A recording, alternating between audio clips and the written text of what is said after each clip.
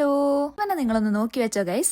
ഈ വീഡിയോയുടെ അവസാനം ഇവനാരാന്ന് ഞാൻ നിങ്ങൾക്ക് പരിചയപ്പെടുത്തി തരാം. ഫസ്റ്റ് നമുക്ക് ഞങ്ങൾ എങ്ങോട്ടാ പോയെന്ന് നോക്കാം.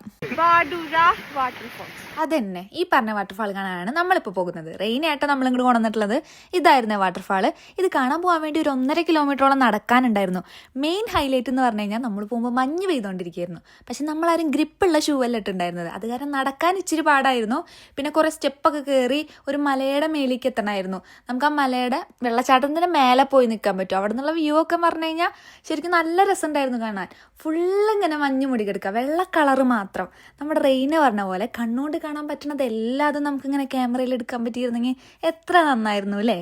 പിന്നെ ഫസ്റ്റ് നമ്മൾ കണ്ട ഒരു സീൻ ഉണ്ടല്ലോ, അതിങ്ങനെ വെള്ളം ഉറ്റു വീണിട്ട് തണുവ് കാരണം ഐസായി പോയതാണ്. അതാണ് ഇവൻ കഴിച്ചുകൊണ്ടിരിക്കുന്നത്.